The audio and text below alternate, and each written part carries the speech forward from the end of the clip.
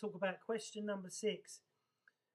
Uh, does strengthening my core help with my back pain? Yes, 100%.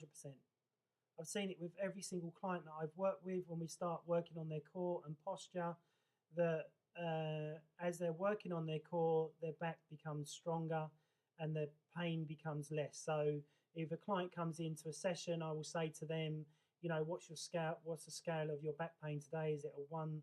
Is it a 1 or is it a 10? If it's a 10, we do very light exercise. If it's a 1, then we can train a little bit harder.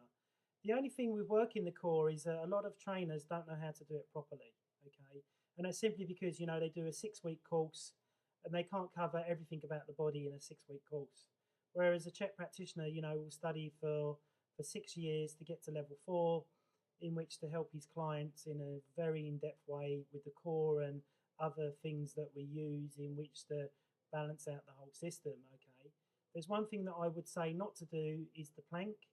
The plank, if you've got lower back pain, if you've got a weak core, will cause the spinal segments to rub together as the pelvis tips down to the floor, which could, you know, if you've got a herniated disc, could make it worse.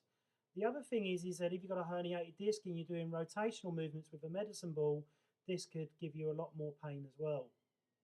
Okay, abdominal crunches on the floor are a big, big no-no because they will increase and make your posture worse by pulling you forward. Because when you do an abdominal crunch on the floor, it causes rectus abdominis to become very, very tight.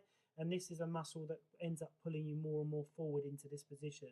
Okay, so no abdominal training on the floor and no doing the plank. Okay, I use a special blood pressure cuff in which I teach my clients a series of 20 exercises to do over a period of time in which to strengthen their core.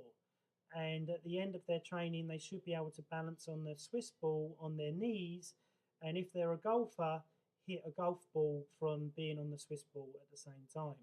So that shows good stabilization, that shows core stability and core strength, okay? This is one thing that I do with all my clients is get them super strong in the core, because if your core is not strong, you may be lifting with a naked spine is one of the terms that some people may use.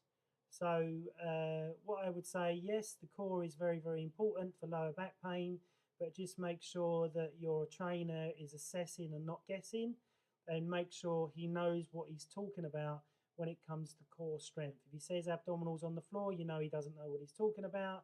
If he says do the plank, you know he doesn't know what he's talking about. And if he's getting you to do high velocity movements on the ball or core exercises when you've got lower back pain, this is a no-no too. So there's some great recommendations for you.